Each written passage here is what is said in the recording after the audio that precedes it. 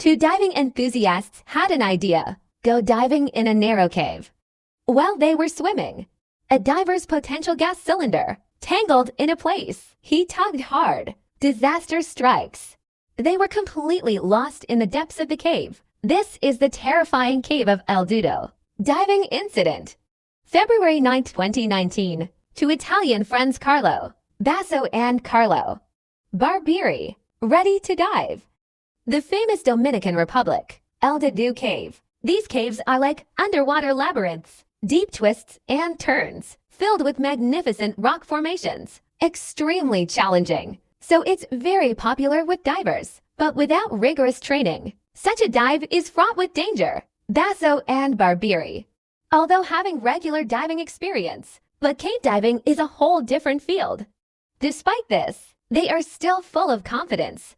11:50 a.m. they launch, equipped with standard diving equipment, not suitable for spelunking, but they think it should be enough. At first, everything went well.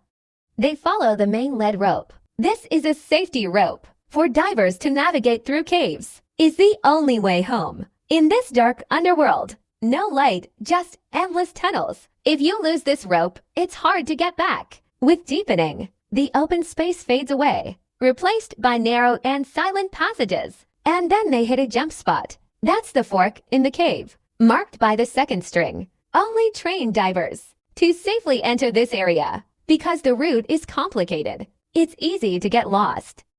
It requires specialized equipment, such as jumper reels to ensure safety. However, Basso and Barbieri still chose to break in, maybe out of curiosity, perhaps not even aware of the danger. In short, they deviated from the Lord and led their students. The caves of the Dominican Republic, formed millions of years ago, when sea level drops, leaving behind these amazing underwater passages. In that side channel, the situation deteriorated rapidly. What they're doing is stirring up the sediment at the bottom of the cave. A fine layer of sand makes the water muddy. Light penetrates these deposits. It's like a searchlight going through the fog. I can only see the rolling fog in front of me. The main city disappears. Panic quickly spread. Every breath consumes precious air. Those stunningly beautiful caves. Now it's a terrible trap. And then disaster struck. Basso's front cylinder is tangled in a place. He tugged hard. Result: main guide rope was broken. They were completely lost in the depths of the cave. Maybe they're just looking for excitement. Maybe they just made a bad decision. Whatever the reason, as they squeezed into the narrow passage, everything has changed. Boom, close friction. Chew up the sand. In an instant, the originally clear blue waters turned into a pot of mud soup. They can't even see their own hands, even if you are surprised. Fully armed professional locomotives. It will be difficult to move an inch under these conditions. For these two friends, tragedy happened very quickly. Sediment is everywhere. It's like driving in a snowstorm at night. Instead, the bright light reflected into a vast expanse of white. It got even worse. The original fairy tale underwater world. Now it's like being buried alive. Every kick, every time I turn around, will cause more turbidity. The guide rope is gone. It's like losing your way home completely. In this suffocating darkness and chaos, they can't communicate.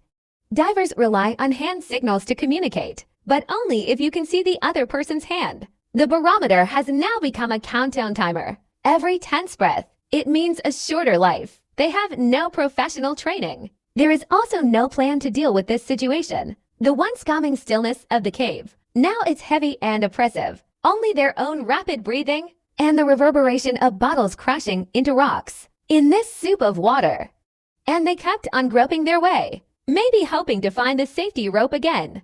Maybe it's just desperation. Every decision becomes a gamble. Is heading for the exit. Still getting deeper and deeper. Time has become the enemy. And then another disaster. The left front cylinder is stuck in the guide rope again. He pulled as hard as he could, and it snapped. They really lost their last life infra. The water quality at this time, it's bad enough to take your breath away. Like being trapped in mud. The people on the shore soon realized that something was wrong. The alarm went off in the afternoon. Dominican Republic Cave Rescue Team, DRSS, sends its best divers, Philip, Lehman and Angel Compress go to the rescue. Search and rescue was challenging from the outset. Lehman and Compress cautiously follow the main guide rope into the cave, also looking for clues. Almost at first, they hit a wall of murky water. This means that the missing diver has strayed from the main line. Enter the dangerous road. They found a broken guide rope, winding into a narrow, turbid channel. This is undoubtedly a clue to the disappearance of the Italian. This broken safety rope is evidence of cruelty. Italian has lost the life infra to the exit in this underwater maze. Without this rope, it's like solving a puzzle with a blindfold on. Even experts can lose their way. Rescue divers tried to access that road, but things quickly took a turn for the worse. The concentration of sediment in the water is staggering. They can't even see their own hands. You feel it in the dark. Narrow passage. When every move is difficult, after hours of fruitless searching, they had no choice. You can only return empty-handed. The search continued the next day, but conditions did not improve. The water is still cloudy. Rescue workers are in the winding tunnel. Fumble inch by inch. Find them every hour. There is less hope to live.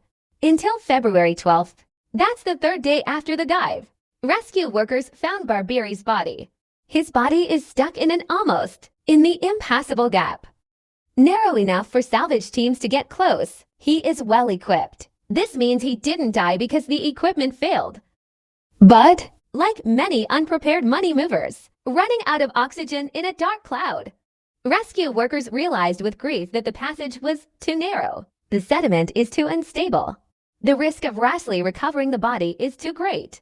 They had to tear him down. He was there, and continued to search for 8. But the cave seems to resist them. Sediments are slow to settle. The endless winding of the passage. On the 12th day, on February 21st, the rescue operation was aborted. The risk is too high. And at this time, Basso has no chance of survival. When hope fades, to American cave diving experts, Ed, Sorensen, and Meg, sheep were urgently brought in as a last resort. These two are industry legends. It has been completed in extremely harsh conditions, an impossible salvage. However, local authorities almost rejected the plan at first, worried that the risk is too great.